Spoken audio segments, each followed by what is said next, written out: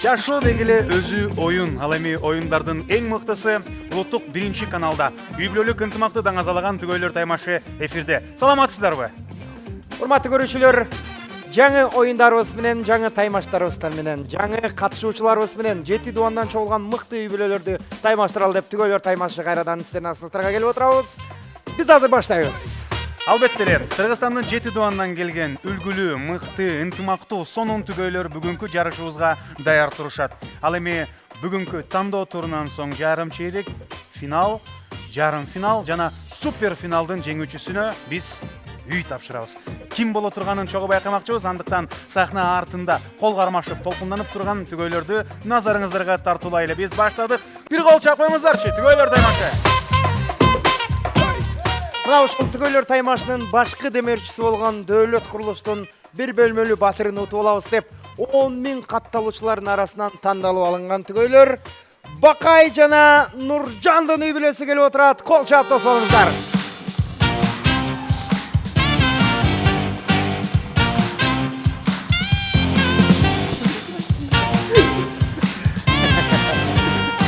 Кандайсыздар? Жакшыбы? Аябай ыймандуу адам окшойсуз, эки уялуу эле. Өзүңүздүн аялыңызда жакыныраак тургула. Точно үй бүлөсүңөрбү? Ооба. Мен шектен атпаймын, булар жаңы эле таанышып алып түгөйлөр таймашына келип алышат. Ортораак келгиле. Жүрчү барып өтүп эле калалы деппи? Кандайсыз, Бакай мырза? Жакшы. Эмне жумуш кыласыз? Ар кандай? Иш эл катары эле. Эл катары. Каякта ийгилик болуп атса, каякта болуп атса, ошол жакта кыла беребиз. Нуржан айым, сиз? Мен жогорку окуу жайында болчумун. Бирок эми азыр мугалимсиз? азыр эми үйдө балам менен. Албетте эле деги эле ата энеден кийин эле эң көп адамга салым жасаган бул мугалим. Экөөңүздөргө тең ийгилик каалайбыз. Катышып келели жүр деп айткан, демилге көтөргөн ким болду? Мына деген. Азырынча мына 2 жылдан бери эфирдебиз. Боло элек дагы мен аялымды мен өзүм чакырып келдим дегенчи. Биз күтөбүз. Ошондой байкелер, жеңелерди ээрчитип келиңер. Биз дагы силерди тарыхта калтырган сонун адам деп эске салып кетели. Чогуу жашаганыңарга канча убакыт болду? 5 жыл болду. 5 жыл. Канча баланын ата энесиздер? 2 бала. Бир кыз болуп. Бир кыз, бир уул. Эң сонун. Өмүрлөрү узун болсун. Аттары ким? Зарина абай. Зарина абай, кандай, жакшыбы? Анда эмесе төргөнүн ордун алып бериңиздер. Кош келипсиздер. Кол чабуулар. Бакай менен Нуржанга атаандаштык кылабыз. Биз жеңебиз деп артта катуу даярдык менен келген Жылдызбек жана Айжан. Тосуп алыңыздар.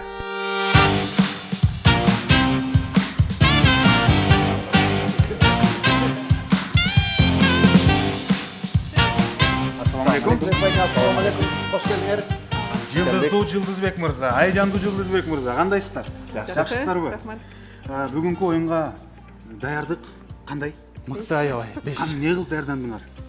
Аябай аракеттендик, көрдүк баардык оюндарды. Ар бирөөсү баштан, YouTube'дан, биринчи сезондон баштап көрүп чыктыңар. Башынан этейине чейин. Экинчисин эле, биринчисин да көрүп кош келдиңер. Биринчисин көргөнбүз. Битакси эмелер. Жакшы. Мына биринчи сезондун жеңүүчүсүнө биз машина бергенбиз. Экинчи сезондун жеңүүчүсүн андан дагы чоңураак белек кылалы, улуттук каналдан берип атабыз деп туруп, үй даярдап койдук сиздерге. Уталуу деп аябай мээнет кылып келдик. Үйдө утуп калсаңыз кимге оформление кыласыз? Өзүм го.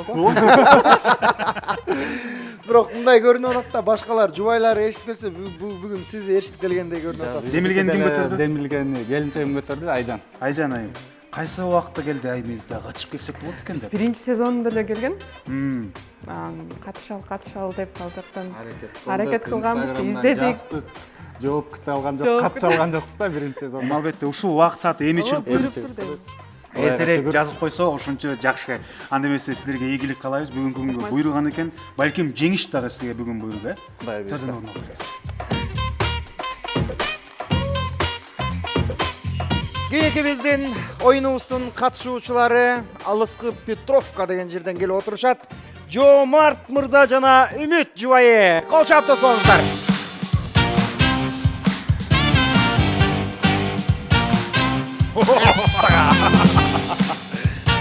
Жомартбекем келиңиз. Ассаламу алейкум. Ассаламу алейкум, байке, кандайсыз? Кош келдиңиздер. Жакшы болду Байке, бизге мындай бир гана жаш муун менен эле чектелип калбастан сөзсүз түрдө орто муун, улуу муунду дагы мындай күтөбүз, эшиктерибиз ачык. Бирок көп адам корко берет экен да. Мындай дух жетпейт экен, мен жаштардан утулуп калам депчи. Сиздин келгениңиздин себеби кандай болуп атат? Бул жагат дукту мен берем деп. Жеңе айтты, сенде жүрөк жаш, күч бар да, Пока мала дейт. Пока молодой Байке, албетте. жашыңызды сурап коелу. 45. Байкем жапчаштырбай. Жапчаштырбай. Бирок 45 деп айтпайсың Байке, сизге максимум 35 дейт. Рахмат. Канча жыл болду баш кошконуңуздарга? 20. Ой, баракелде. 20 жыл бул кандай сонун керемет, 20 жыл жашаган бар, жашабаган бар. Үй бүлөлүк ынтымактын сыры эмнеде экен, эжеке жеңе айтып кетиңизчи. Сабырдуулук, Сабырдуулук, ынтымак. чыдаш керек деп коесузбу? Ысыгы болот, суугу болот. Ошого тең чыдаш керек. Мырзалардын атынан сиз айтып кетиңизчи. Болот. Жашоо көргөзөт. 20 жыл чогуу жашаш үчүн эң негизгиси эмне кылыш керек? 3 нерсе. Биринчиси Чыдамдыктай болуш керек. экинчиси ынтымактуу, үчүнчүсү Бири-бирин түшүнө билиш керек. акчаны көп табыш керек. Албетте, сиздерге ийгилик каалайбыз. Бүгүн сиздерди колдоп ким келди? Бала чакабыз, келинибиз. Келиниңиз да биякта, Вот кеп качан күйөө балаңыз окшойт. Жок, Эниңиз, жакшы. Анда эмесе биздин күйөрмандар даяр, коноктор даяр, катышуучулар даяр, төрдөн орун алып бериңиздер. Бүгүнкү берүүбүздү баштайлы. Келиңиздер. Мына ушундай катышуучулар менен урматтуу көрүүчүлөр, сиздерди мыкты таймаш күтүп турат. Бүгүнкү берүүбүз дагы адаттагыдай 4 оюндан турат. Биринчи, экинчи, үчүнчү оюнубуздан 1 упай, 4-чү оюнда 3 упай. Акырына чейин ар бирөөнүн мүмкүнчүлүгү бар. Ошондуктан баары кызыктуу болмокчу. Сүйүктүү теле көрүүчүлөр, биз менен болуңуздар, алыстабаңыздар. Алгачкы оюнду баштайлы. Түгөйлөр таймашы кеттик.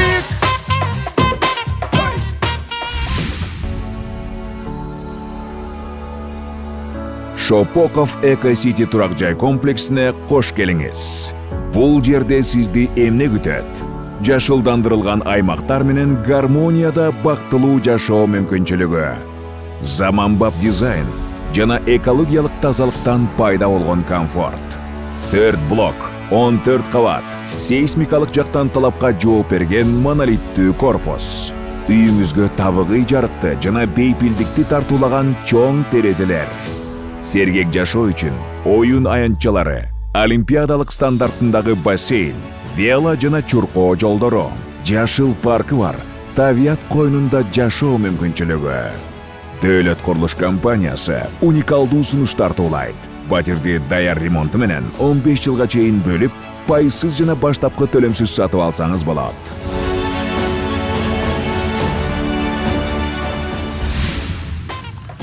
Биринчи оюнда баары чогуу катышат. Ал эми кимиси биринчи, кимиси экинчи. Аны чучу кулак менен чогуу тандамакчыбыз. Мырзалар, үчөңөр келгилечи жаныбызга.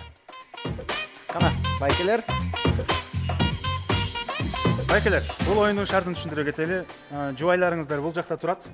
Бул кутуну бири-бирине берип турат. Ичиндеги кагазды алат, ичиндеги сөздү бул жакта. Сөздү өзүн окубай туруп, башка сөздөр менен, синонимдер менен түшүндүрүп берет.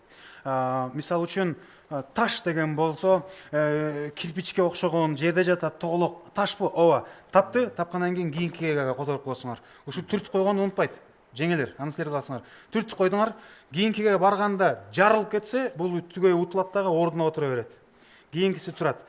Жеңиш үчүн 2 жолу утуш керек. Түшүнүктүү болду, 2 жолу уткан түгөйгө биринчи упай тапшырабыз. Азыр ким биринчи баштайт, ошону тандап алалы, чикилдешебиз. Уткан адам эс алып турат, утулган эко үй бүлөсү менен ойнойт. Сүйлөштүк, мен 1-2-3 дейм, кана кеттик. 1, 2, 3. Жакшы. Так, өкөңүздөр. 1, 2, 3. Кем эс алып? Байке, сиз кенен шашпай отуруп алып карап туруңуз. Сиздер жүрүңүздөр. Сиздерди чакырабыз, келиңиздер. Бакай Нуржан, Жылдызбек Айжан. Ар бир кутунун өзүнүн темасы бар. Бул жакта Кыргызстанда жолуккан жаныбарлар. Жаныбардын түрү болушу мүмкүн, жаныбардын мүчөлөрү болушу мүмкүн, органдары болушу мүмкүн, жаныбардын лакап аты болушу мүмкүн. Бирок синоним менен колдонобуз, Мисалы бул жакта болгон сөздү айтмай жок. Сөз эки, үнүн окшоштурсаңыздар болот, кыймыл аракет менен окшоштурсаңыздар болот. Ыкма ар бирөөңөрдө өзүңөрдүкү. Анда эмесе биринчи оюнду баштадык.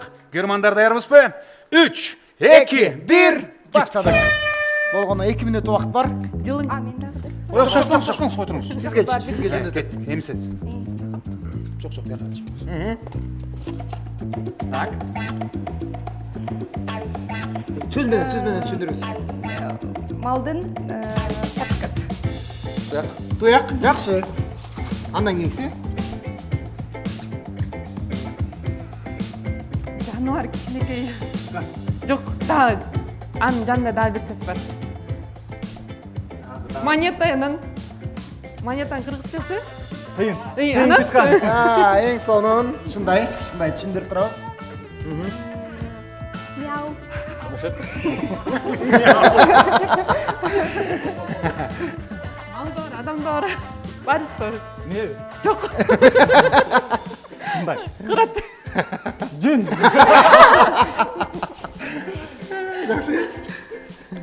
Банан жейт. Маймыл. Маймыл. Асманда учат сүрөткө түшөт.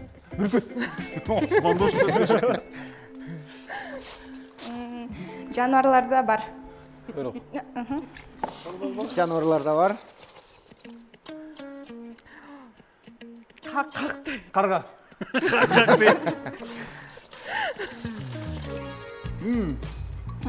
Эки тамга менен чоң. Учабы. Жок. Ак кышында сууктайт. Аю. Аю. Кышында сууктайт.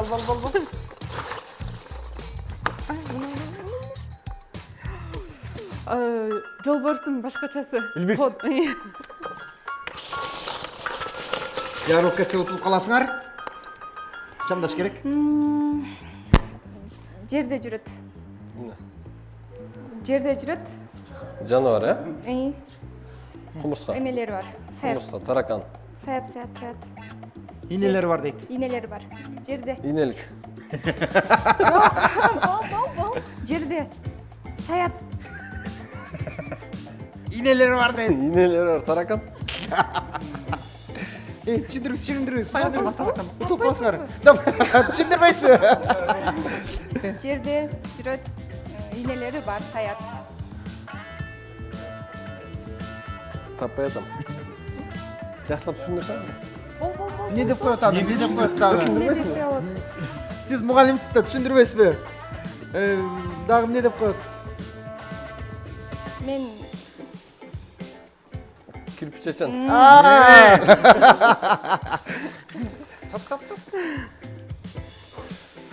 Жолборстун башкачасы да тоодо. Арстан.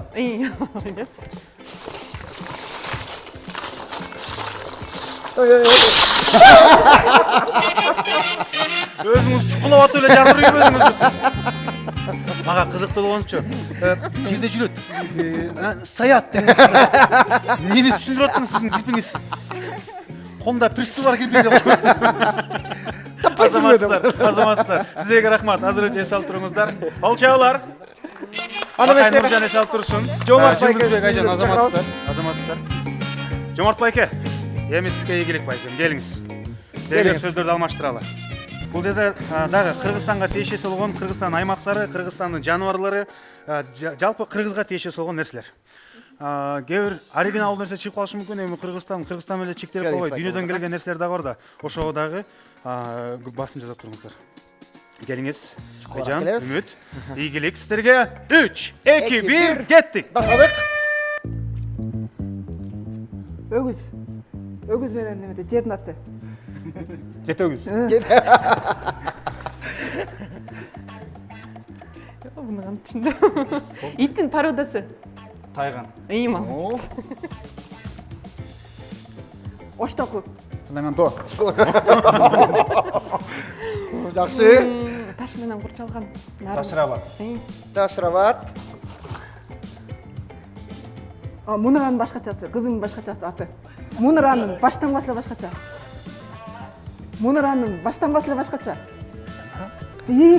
Мунара кыздын аты. Баштангасы башка менен башталат. Мунара эле баштангасы башка менен башталат. Бийик. Өзгөндө бар, неме чүйдө бар. Мунарага окшош эле баштангасын башка менен баштасаңыз, Б менен. Б. Мунаранын Бунара. Б менен баштаң. Бумара. Жакшы келе атасыз. Байке окшоштура бериңиз. Н, Б. Бимара, BMW. Бумара. Ны менен айтсаңыз сиз. Нумара. Бу менен баштап ны менен. Бумара. Бунара. Бунара. Жакшы. Балерина Кыргызстандын улуу балеринасы. Көчөдө бар. Бибисара Бишеналиева. Таптык. Неме? Жалал Абадтагы неме жаңакпак. Жаңақпақ. Жалал Абадта жаңакта көп. Жалал Абадта жана жаңактар көп жер бар. Арстанга окшош атылат. Арстанга окшоп атылат. Астан оқшоп. Ошого окшоп атылат. сөздү Арслан колдонбоңуз, дегенге окшоп атылат. Арсланбап. Арсланбап. Сөздү колдонбоңуз ажекем. Кыздын аты 2 сөздөн турат. Чырайлуу жок.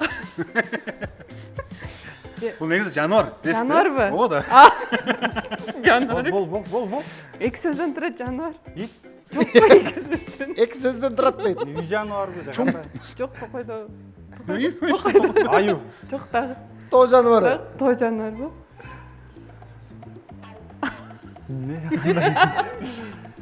Түшүндүрүңүз. Мындай ат деле угуп жүрөсүң. Ак маржан. Ак маржан. Ақ бұл? Жок. Ак маржан. Ошону мындай укташтырсаң? Ақ маржан. Жок. Актаржан. Жок. Акбаржан. Ак мар. Кейін Болбойт да аны. Бұл мындай нормальный түсінік. Башкача мындай синоним кылсаң, синоним эмес.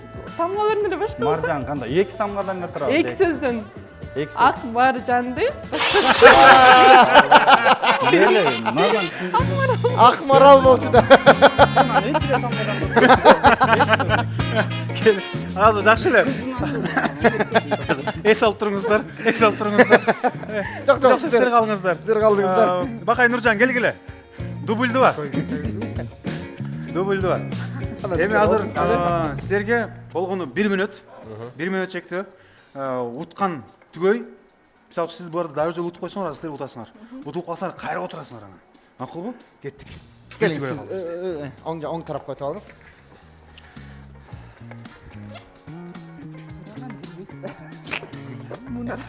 Так, бул жактан баштайбыз, Бул тараптан баштайбыз. Ийгилик. Айкем, ийгилик. Эмне боюнча, эмнелер боюнча? Бул жерде жумуштар. Профессиялар, жумуштар, майрамдар болушу мүмкүн, үй жабдыктары болушу мүмкүн. Баарыбыз билебиз. Так, бул жакка. Оң жактан баштайбыз. Жаңа эле бул жактан 3, баштайбыз, эми сизден баштайбыз. 2, 1, кеттик. Минута. Болгону 1 мүнөт. Менде эмне? Костюм. Көйнөк. Рубашка. Ак көйнөк. Көйнөк. Жумуштан айда кет, орусчасы. Жакшы. Жаңы жылда эмне өтөт? Майрам. Корпоратив. Туура кеттик. Немеге? Айтыңыз. Таштайт. Баскетбол. Жок, немеге? Неме берет го? Постольник. Жок, неме берет? Не, сұрекке байланысты. Залокко берет го ошого? Орусча. Бу менен башталат. Инструмент Неме берет? Прокат па? Пара берет го ошого сыяктуу. Орусча бу менен башталат. Вариант па? Жок, дагы ошого окшош. Варианттарын айтып берсеңиз? Мен айтыстам, мындай түсіндіріп. Алат го? Пара сыяктуу. Взятка. Жакшы. Алмасын түшүндүрдүңүз. Компьютер. Кеттик. Ай.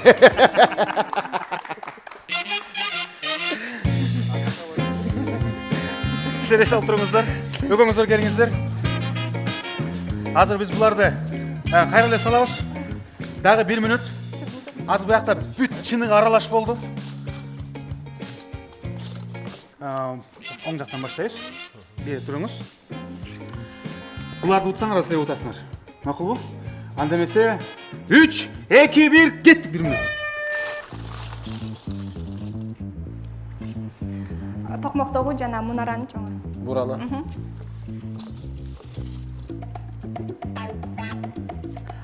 Сен ысык көлдөгү повар. Жетегісі.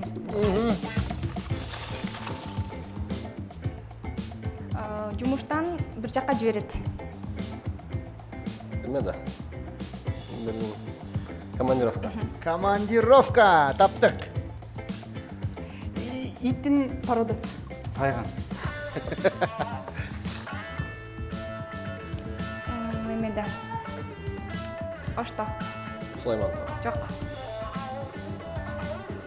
Катуу жерде. Ошто бирок. Же ошо жакта. Не? Неменин аты да? Мисалы, Сусамыр деген сыяктуудай. Арсланбап па? Жок. Бул Жакшы, да кичине багып берсең. жерде катуу эмне бар? Таш? Ошондойдун жер сыяктуу мисалы. Ташрабатпы. Сиз точно мугалимсизби жеке? Ташрабат Ошто эмес? Мен ошто деп коем ушул. Сүйүктүү эле көрүүчүлөр, мына байкадыңыздар, акырына чейин аракеттендик, бирок тилекке каршы биринчи оюнда эч кимге упай жок. Отура бериңиздер. Баарыңарда 0 упай. Алдыңкы 3 конкурста дагы байкайбыз, алардан балким дагы оңоюраак өтөт, жакшыраак өтөт. Ар бирөөсү тилекке каршы бирөө дагы 2 үй менен тең ута албай калды. Ар бирөөсү бирден утту, бирден утулуп калды. Биринчи жолу мындай болуп атат. Жарышта боло берет, албетте алдыда дагы 3 оюнубуз бар. Бирок мен бир сунуш киргизейин деп атам. Биз бүгүн мындай кең пейил болуп, ар бирөөсүнө бирден упай берип койбойлу. Эми эч айырмасы жок да. 0 боло, 1 боло. Анда бердик, ар бирөөңөргө бирден упай. Ай баракелде. Ушундай тейлигенен досум бар. Дегеле айырмасы жок да, 0 упай боло, 1 упай боло, баарында бирден. Анда макул 1 упайдан тапшырдык. Эске салып өтө кетели. Үй бүлөңүздөр менен дагы ойнооңуздар келип атса, Show Today'ге кайрылсаңыздар болот. Буйртма берип, үйүңүздөргө чакырып ойноңуздар. Ал эми алдыда экинчи оюн, түгөйлөр таймашы, биз улантабыз. Кеттик! Үй бүлөлүк ынтымакты даңазалаган түгөйлөр таймашы долбоорунун башкы демөөрчүсү Дөөлөт курулуш компаниясы. Эң мыкты компаниядан биз сиздерге Шопоков Эко Сити турак жайын сунуштайбыз. Түгөйлөр таймашынан уктук эле Санжар реклама кылып атат деп барсаңыздар болот. Баштапкы пайызы жок. 15 жылга шашпай бөлүп төлөй бересиз. Ал эми үй 3 жылдын ичинде курулуп бүтөт. Айта турган нерсе, 15 жыл курулат окшойт деп коркуунун кажети жок. Келиңиздер, документтерин баарын көрүңүздөр дагы, өзүңүзгө жаккан, өзүңүзгө туура келген үйдү тандап жашаңыздар. Шопоков Эко Сити сиздерге абдан ыңгайлуу шарттарды сунуштайт. 15 жылга чейин бөлүп төлөө. Баштапкы төлөмү жок. Жана дизайнерлик ремонту менен батирлер. Дөөлөт курулуш компаниясы 0701 90 60 60.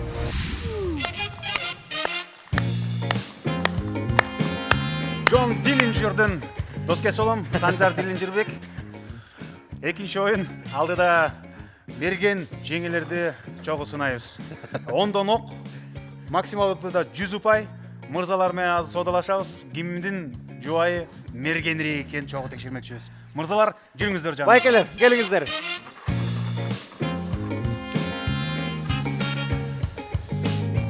Келиңиздер, чукураак келебиз. Болгону мына атайын мынтык. Болгону 10 ок берилет. Бул жерде көрдүңөр, мишенип турат. Ушул жерге эми азыр сиздер 10 окту канча упайда топтой алат, жубайыңар айтышыңар керек. Туура так айткан түгөйгө 1 упай берилет бул оюнда дагы. Жоморт байкем, кепти баштаңызчы. Жеңем канчаны урат? 100 деп салсаңыз да болот. Эгер так ортосунда Канчадан жогору айтыш керек? Айта бериш керек. Эң азы 0. 100 далдоо тийбей койсо 0 болот. Эң аз болсо мындан 1 болот. 1 байкадыңыз. 1 2 3 4 5 6 7 8 9 мына 10. Ортосу 10. 10 ок. Ар бирөөсү мындай тийген сайын биз санап турабыз, айтып турабыз, бул жактан жазып турабыз. мындай кошуп болжолду ортосунда чыгарып койсоңуздар болот. Үмүт эжекем 30, Жылдызбек мырза 60. 60. Айжан айым мынтык атат окшойт, э? Жок, оны болгондо балдар саналат да, биринчи, экинчи болуп, э? Ооба. Мисалы 10го тийсе 10 упай, 9го тийсе 9 упай. Багай мырза 30. 30.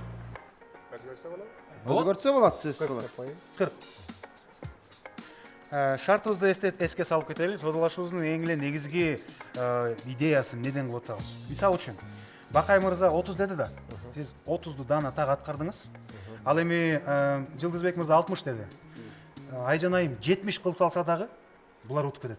Анткени 30ду даана так айтты да. Бирок бул 31 болуп калды. Сиздеки 61 болуп кетти. Байкенинки 47 болуп кетсе анда эң көбү 61 утат. Аракет өзү айтканга жеткизиш керек. Болбой калса андан ашырып керек. Калгандарга жетпей ашып кетсе эң көбү утат. Алмаштырабызбы же калтырабызбы? Туура так тапкандар. 30 деген баштайт. Бакай, Нуржан баштайсыздар. Жомарт байке менен Үмүт айым улантат. Жылдызбек мырза менен Айжан айым жыйынтыктайсыздар. Макулбу? Сүйлөштүкпү?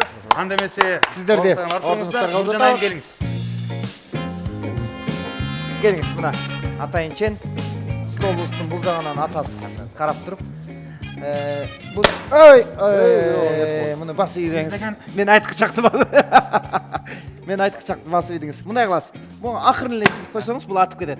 Ошон үчүн атып атканда акырын эле тиесиз. Кечке баскылай берсеңиз кечке октун түгөнүп калышы мүмкүн. Жакшылап Түшүнүктүү? Бир жолу басасыз, анан баспайсыз. Макулбу? Наоборот, пианоға барма. Сиз болсо көрсөтүп турсаңыз болот, Оң кол менен атасызбы? Же сол кол менен атасызбы? Оң колуңузду бул жагына коюңуз. Баянга кой. Жакшылап мейлі. Кое туруңуз. Түшүнүктүү. Кое туруңуз. Баспай турат. Жакшылап мейлі болуп туруп. Бир эле жолу басып Жазып койсо. баса берем, Жерге жазып коюп берем. алсаң деле болот берге, колун. Болот. Болот. Бул чыкана коюп мен такалап. Тийгиз эми. Азыр шашпай туруңуз. Айтам. Даярбызбы? 3, 2, 1, кеттик. Ой, Стоп, баспай туруңуз эми. Атып ийбеңиз. 4, 5. 5 экен, 5 экен. 5. Биринчи ок 5. Андан кийинкиси. 6. 6.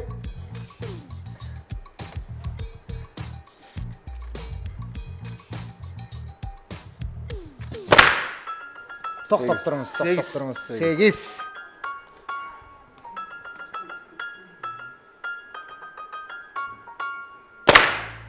О, 7.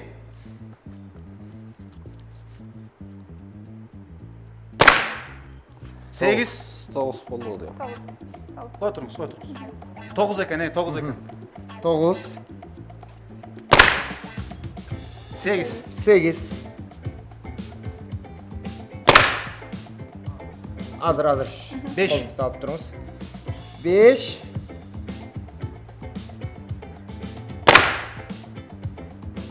4. 4.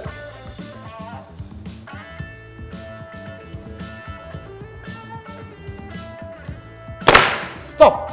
8.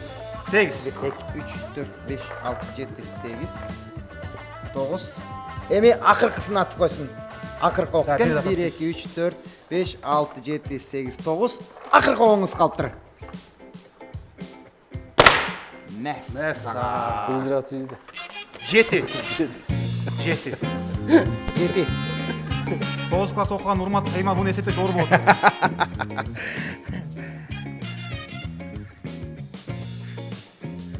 Так, 5, биринчиси 5. 5. 5, 6, 6 кой тур.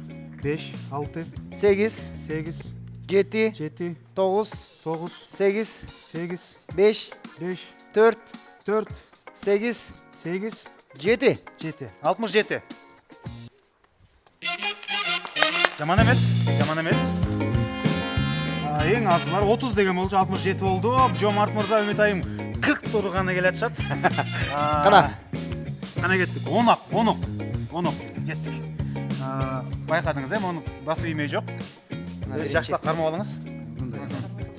мындайга кармасаңыз деле болот. Муну баспай туруңуз азыр, Баспай Айкын туруңуз. көрөбүз. Көрдөн көрүнбөйбү? Мына мындай эле карайсыз, ушундай эле карайсыз. Жомол мен урат келсин. Кое туруңуз.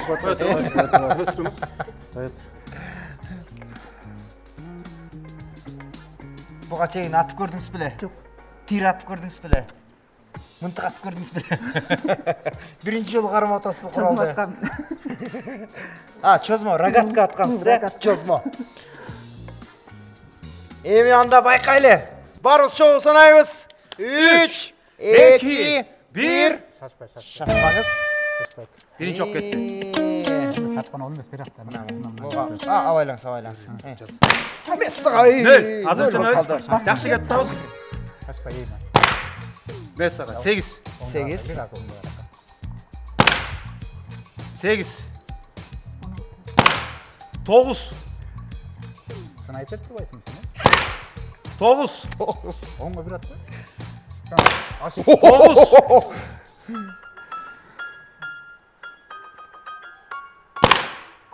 6. 6. 7. 7. 100 десем болму экен. 8. Коя тургуз 8. Кетип калдык өтө жазып алсын. Акыркы оңуңуз калыптыр. Оң бар. Эң акыркысы. Эко да.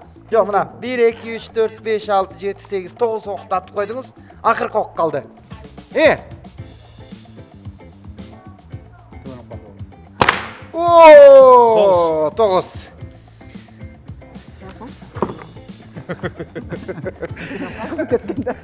Жомарт байкам айткандай снайпер турбайсызбы? Санайбыз.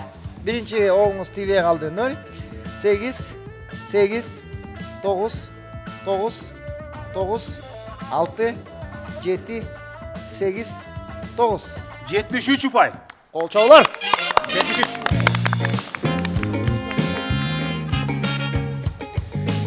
Андемесе, сиздердин назарыңыздарга өз аракети менен Жылдызбек мырза менен Айжан айым келет ат. Кол чабуулар менен тосо болуңуздар. 60-ты атабыз дедик эле. Мен азыр мына көрсөтүп коеюн. Мына бул жерге колуңуз тийип кетсе атып кетет. Баамдабаңыз. Биринчи биз мишенди дайындап коелу.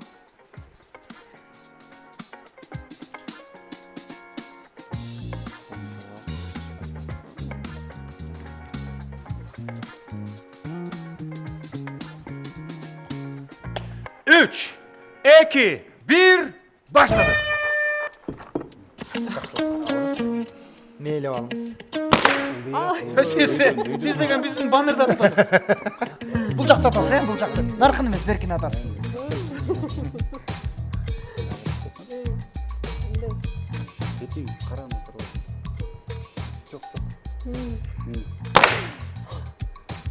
Nöl. Oh. 6. 6.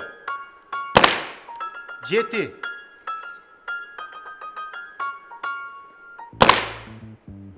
5. Koy oturunuz. 7. 7-ci oğunuz ketdi.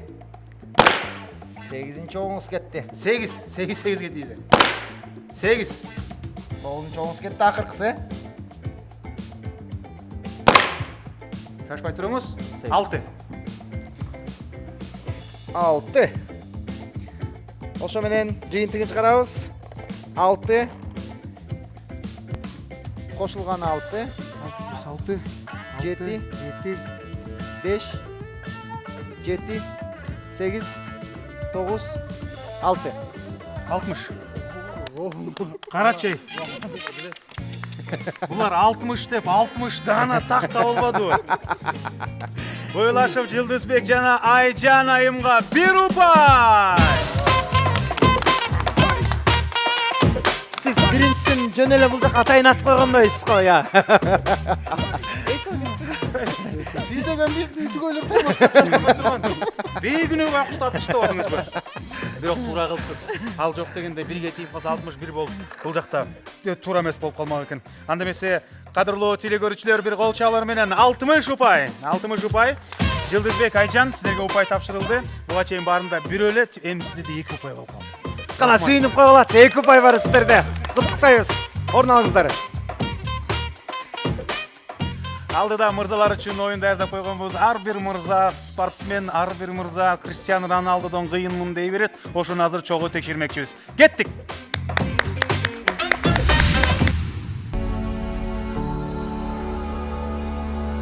Шопоков Эко-Сити турак жай комплексине кош келиңиз. Бул жерде сизди эмне күтөт?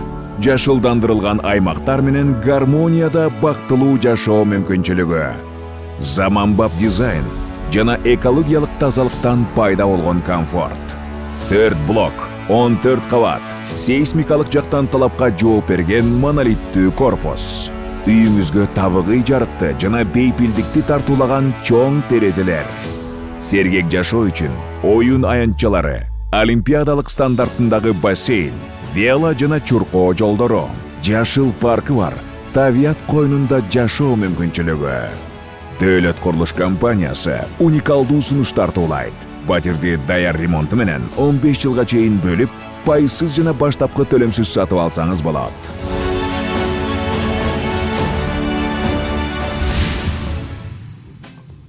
Жапон технологиясы менен өндүрүлгөн номер 1 жалайыктар Mini-Vini сиздерди кызматташууга чакырат. Mini-Vinini күнүмдүк жашоодо гана колдонбостон бизнес кылсаңыздар да болот. Ал эми кененирээк маалыматты Mini-Vini KG баракчасына кирип билип алсаңыздар болот. Ар бир эне баласына ыңгайлуу чөйрө түзгүсү келет. Mini-Vini ымыркайлар үчүн кемчиликсиз сапатты жана кайталангыс ыңгайлуулукту айкалыштырган атайын жалаяктарын иштеп чыкты. Жалаяктардын өтө жука дизайны балаңызга эч кандай ыңгайсыздык жаратпастан укмуштуудай ыңгайлуулукту камсыз кылат. Mini-Vini жалаяктарын тандаңыз жана балаңызга камкор чөйрө түзүңүз. Урматтуу көрүүчүлөрүбүз, азыр биздин мырзаларга эң сонун оюн даярдап койдук. Ай, бул жумушту кылып койчу десе, кое турчу мен футбол көрүп атам деген мырзаларды азыр көрөбүз. Ага чейин болсо, айымдарды чакырып алалы. Соодалашмай болот. Келиңиздер, урматтуу айымдар.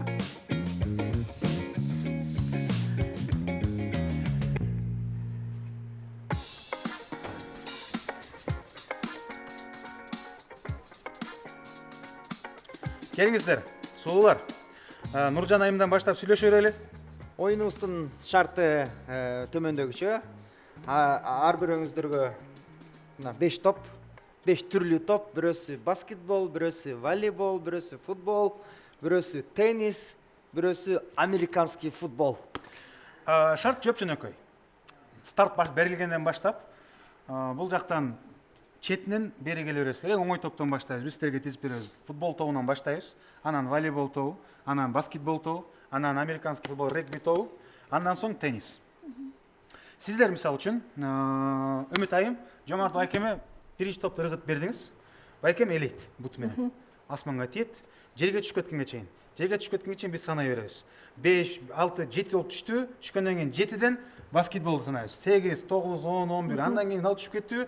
Волейбол, андан соң американский футбол, андан кийин теннис. Жалпысынан шарт боюнча эле дана так жанакыдай 60 деп туруп 60 тапкан түгөй утат. Эч ким жетпей же баары ашып кетсе эң көп топ элеген түгөй утат. Бул түгөй жарыштардагы бир упайдын тагдырын чечебиз. Сиздерге ийгилик. Анда эмесе Үмүт айым, сизден баштайлы. Минута топко чейин. 5 топту беребиз, 5 топ тепкиче. Негизи Жомарт байкебиз кандай футболго? Негизи эле топ спортко кандай? Аябай кызыкпайт футболго. Эмне о, кайсы спортко кызыгат? Волейбол ойночу. Волейбол ойнойт. Дагы? Карт ойнойт.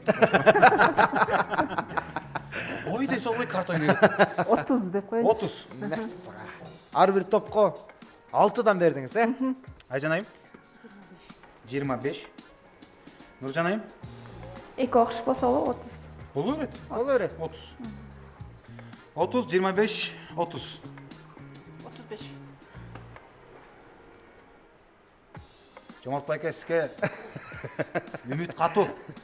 35. 5 топто 35 дейт. Айжан айым 25, Нуржан айым 30. Алмаштырбайбыз, калтырабыз, Жылдызбек мырза Айжан айым баштайт, Бакай Нуржан улантат, Жомарт Үмүт жыйынтыктайт. Ийгилик сиздерге. Анда эмесе ортого Жылдызбек мырзаны чакырабыз. Келиңиздер. Столдун бер тарабына келиңиз, Жылдызбек мырза. Сүйүктүүңүз сизге, сиз бери карап бияктан турасыз, бул жерге жакыныраак. Футбол тобунан баштап сиз берип баштай бересиз, макулбу? Катар менен алып берип турат, Негизи кандай, барбы мындай тажрыйба топто тепкилегенден? Футбол ойнойсуз. ооба. Канча тажрыйбаңыз бар? 5 килограмм. Менде 5 килограммдан 47 грамм. 12 Булар 25 топко үмүттөнүп атышат. Канча боло турганын оюн көргөзсүн. Анда эмесе футбол топту берип коелу. 3-2-1 дегенде баштайбыз макулбу? Ар кандай эле бересиз. Топ жерге түшкөнгө чейин. топ чүрбөш керек. Кол менен кармабаса болбойт, бир гана бут, баш, төш, тизе. Боло берет. Балким талантыңыз бар болсо мындан жан баш менен дагы элебесеңиз болот. 3, 2, 1, кеттик. 1, 2, 3, 4, 5. Ой, 5 болду. 5. Андан кийинкиси 5, 6, 7, 8. 8 бул соол түшүп кетти. 8. Баскетбол тобун бердик. 1, 11, 12, 13, 14, 15, 16. 16. Эми рек тобун көрөлү. 16. 17, 18, 19, 20. Ос американец турбайсыз. 20 эбең ор, тенис тобу. Канча болду? 20 болду. 20.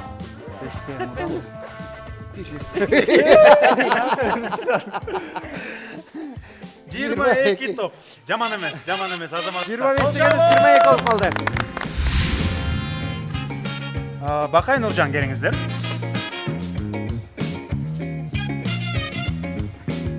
Келиңиз астыга. Бакай качан топ тептиңиз акыркы жолу? Көп жыл болду. Тим эле жыл болуп кетти.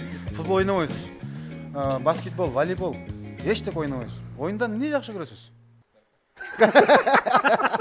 Шахмат деп айтат экен деп атса карта дейсиз. Мен оюндардан эң эле жакшы көрөсүм аялым менен нерв менен ойнойм деп коет. Булар 30 топко үмүттөнүп атышат.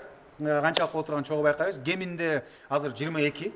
Балким сиздер 30дан 30 кылып салсаңыздар дагы ким билет. Чогуу санайбыз. Футбол тобун сизге тапшырабыз. Сиздин өйрөтүп бергениңиз дагы маанилүү, 3, 2, 1, кет.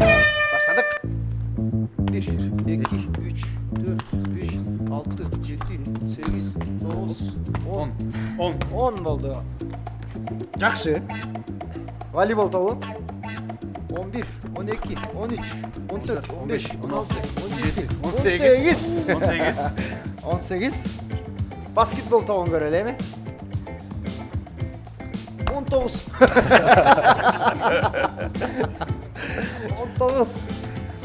Андан кийинки. Өйдөрө келет бут жака.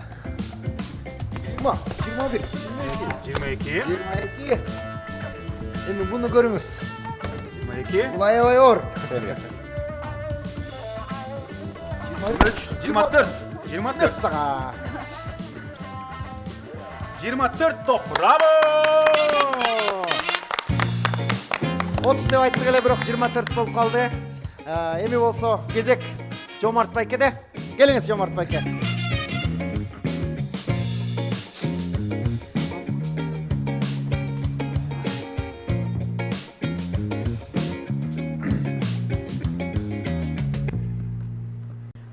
Жомарт байкем качан акыркы жолу топ тептиңиз? Топ деп элекмин го. Топ деп элексиз көптөн бери. Бирок жаңы айттып эле волейбол ойнойт деп. Бираз. Уруп калдыңыз окшойт. Бүгүн анын пайдасы тийбейт. Дупут менен. Эми балким бала кезде лаңги ойноп калдыңыз беле? Ойногонбуз. Ошону эстеңиз, ошол жардам Ол бериш. кичтигенде да. Мон деген ошону эле мындан чоң катуураак тепсеңиз балким иштеп кетет. Жаңы ийгилик, байкем ийгилик. Туугандар, даярбызбы? 3, 2, 1, кет.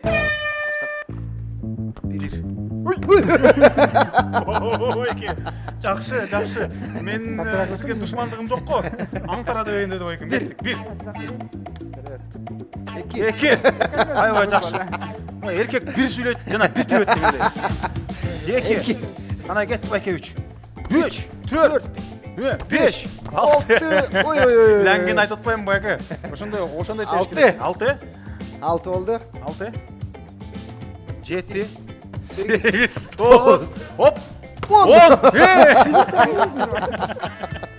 Айтып атпаймынбы байке? Байкадыңбы? Бутта ләңге тепкенде айтып атпаймын. Байке, мындай да теп коюңуз эми. Қана? 10 болду. Bunu taşmasın eteen. 1, 12. 12. 12. Байке, бола берет.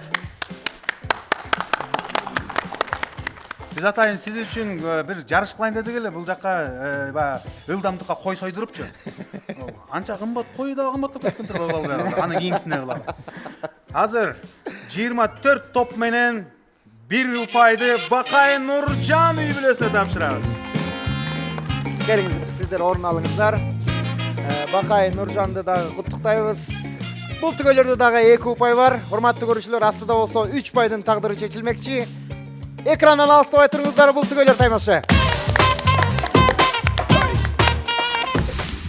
Түгөлөр таймашынын башкы демөөрчүсү болгон Дөөлөт курулуш компаниясынан эң мыкты сунуш бар. Сиз көптөн бери үйлүү боло албай жүрсөңүз, үйгө жете албай жүрсөңүз, Дөөлөт курулуш компаниясы жакшы шарттарды сунуштайт. Анткени баштапкы төлөмү жок, 15 жылга бөлүп төлөп, сиз үйлүү болуп каласыз. Болгону алдыда турган номерлер аркылуу байланышып, Дөөлөт курулуштан үйлүү болуңуз. Шопоков Эко-Сити сиздерге абдан ыңгайлуу шарттарды сунуштайт. 15 жылга чейин бөлүп төлөө. Баштапкы төлөмү жок. Жана дизайнерлик ремонту менен батирлер.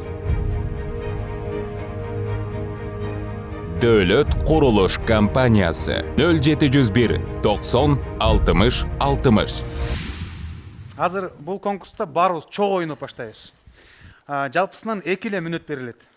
2 мүнөттүн ичинде 2 нерсе кылабыз. Биринчиден, өзүбүздүн үй бүлөбүзгө таандык түстөгү стакандарды өйдө каратып аңтарабыз. Мындайынан Жыгылып калгандар эсептелинбейт. Бул саналбайт. Каратабыз. Эсептелинбейт. Бул эсептелинбейт. Кайрат түзөп коюш. Мындайынан саналат. Анан дагы сон нерсеси, мисалы үчүн, Бакай байке менен Нуржан айым, Бакай мырза өзүнүн кызылдарын бир гана өйдө аңтара берсин. Нуржан айым, сиз жашылдарды, сарыларды кайра ылдый аңтара берсеңиз болот. Калгандарга тоскоолдук кылып. Булар мындай болуп калса, мындай болуп кетет. Атаандаштыгын аңтарып ылдый кылабыз. Мындайынан өзүңөрдүкүн мындай кыласыңар, башкалардыкын кайра мындайынан көмкөрүп таштайсыңар. Биз түз турганын санайбыз. Түшүнүктүү болду, 2 мүнөт бүткөндөн кийин ар бирөө бул жакта биз дана эсептеп койгонбуз 47, максималдуу түрдө 47 стакан бар ар бирөөңөрдө. 2 мүнөт бүткөндөн кийин эсептеп чыгабыз.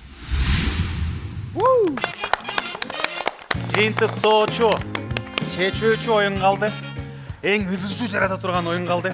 Азыр биз түгөйлөрдү чакырабыз дагы. Ар бир түгөйгө өздөрүнүн түстүндөгү стакандар коюлган. Бакай мырза менен Нуржан айымдыкы кызыл стакан. Бир кол чаап коюңуздар Бакай Нуржайга. Жылдызбек айжанда сары стакан, сиздерге да ийгилик. Жомарт мырза менен Үмүт айымда жашыл стакандар. Шарт жөпчөнөкөй. 2 мүнөттүк чектөө, 2 мүнөттүн ичинде өзүнө таандык болгон стакандарды өйдө каратат. Атаандаштардыкы кайра көмкөртүп коюш керек. 2 мүнөт бүткөндөн кийин биз өйдө карап турган стакандардын санын санайбыз. Эң көп стакан чогуткан үй бүлө 3 упай алат. Эске салып өтөлү. Азырынча Бакай мырза менен Нуржан айымда 2 упай, Жылдызбек айжанда 2 упай, ал эми Жомарт мырза менен Үмүт айымда башындагы 1 упай бар. Анда эмесе 4-чү чечүүчү оюнду баштайбыз. Даярбызбы? Кана, келиңиздер, урматтуу катышуучулар. Жомарт байке, сиздер бул жака туруңуздар. Сиздер ортого. Жылдызбек айжан ортодон баштайбыз. Сиздер бул тарапка. Бакай Нуржан бери келип бериңиздер. Бул жакта. 3-2-1 дегенде ийгилик сиздерге ар бирөөңүздөрдүн өзүңүздөрдүн ыкмаңыздар, стратегияңыздар болушу мүмкүн. Даярбызбы? Сүйүктүү көрөрмандар, анда эмесе чогуу санайбыз, кеттик. 3, 2, 1, кеттик. Баштадык.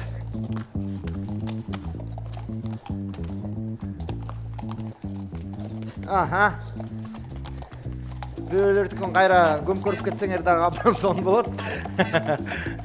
Колдон келишинче тезден кыймылдаган түгөй албетте утуп кетет. Эскертип кетели, 3 упайдын тагдыры чечилип атат. Колдоочулар барбызбы?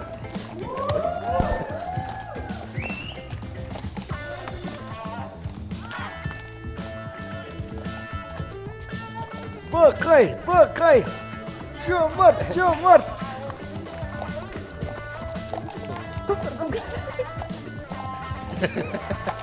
Бул жерде аябай согуш жүрүп атат да тиги жерде.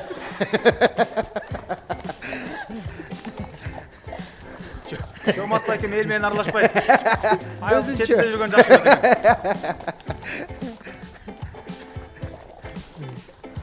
Жаңы эле тістеп кетсем кайра көтөрүп салбатчак дейсизби?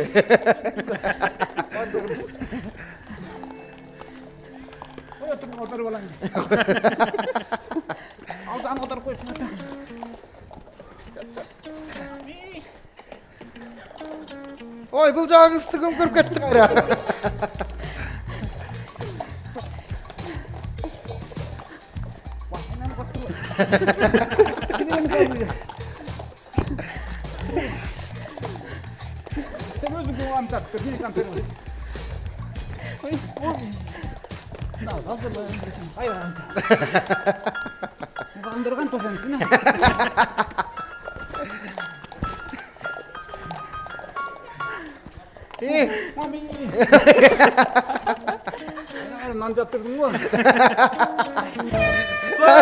Стоп, болду.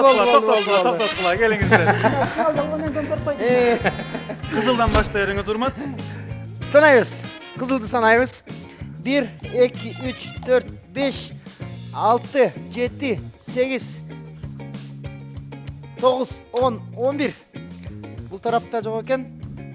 12, 13, 14, 15, 16, 17, 18, 19, 20, 21. 21. Азырынча 21. Кызыл 21. Башка жок. Сарыларга кеттик. Экинчи сарылар. 1, 2, 3, 4, 5, 6, 7, 8, 9, 10. 11, 12, 13, 14, 15, 16, 17, 18, 19, 20, 21, 22. Сарылар 22. Жашылдарга кеттик.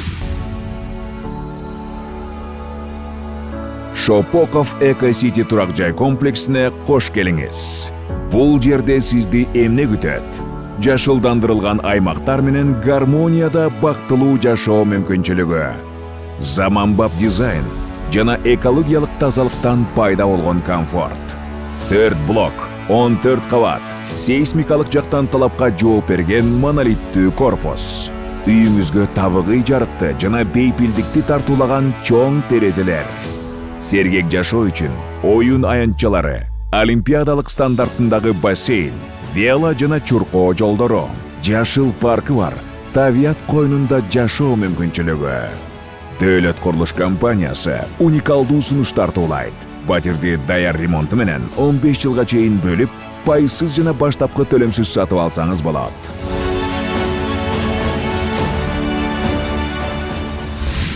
Sarılar 22, Yaşıllar 1, 2, 3. Bu yerde 3 öyle eken. 4, 5, 6, 7, 8, 9, 10, 11, 12, 13, 14, 15, 16, 17, 18.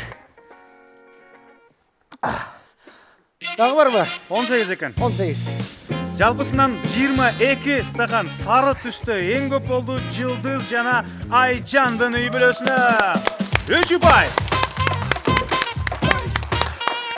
Ошо менен жалпы жыйынтыкты чыгара келгенде Жылдызбек мырзанын үй бүлөсү бүгүнкү оюнубуздун жеңүүчүсү аталды жана кийинки баскычка көтөрүлүштү. Калчалар 5 ұпай. 4 ойындан 5 ұпай чогулттуңуздар. Болбосо 4 эле ұпай болмок.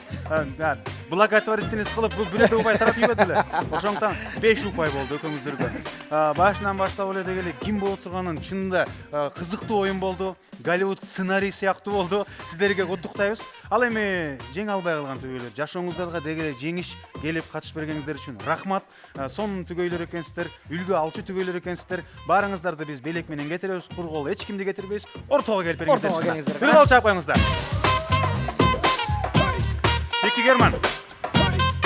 Баса белгилеп айта турган нерсе, бүгүнкү берүүбүзгө да катышкан түгөйлөрдүн баарына башкы демирчибиз Дөөлөт курулуш компаниясынан заманбап саркеч эң сонун компаниядан эсте кала турган сувенир белектерди тапшыралы. Азыр ал белектерди кааласаңыздар мырзалар дагы, айымдар дагы колдонсот. Кол чатыр бар, акылдуу термосы бар, ичинде канча температура турган көргөзүп турган. Андан сырткары жеңүүчүбүзгө даярдаган батирибизди тапшырабыз. Ал эми жеңе албай калгандар биздин атыбыздан түгөйлөр таймашынан келдик деп барыңыздар. Сонун мүмкүнчүлүктөрдү түзүп койгон, сонун шарттары бар. Баштапкы пайызы жок. 15 жылга бөлүп төлөй берсеңиздер болот. Дөөлөт курулуштан үй алыңа да сунуштайбыз. Кеттик бу белектер. Ана эмесе, Дөөлөт курулуштун атынан кабыл алып коюңуздар. Бүгүнкү оюнубузга катышып бергениңиздер үчүн чоң рахмат. Албетте 10 миң деген катталуучулардын арасынан сиздер келип катышып, миллион деген көрүүчүлөргө сонун оюн тартуулап бериңиздер. Чоң рахмат сиздерге.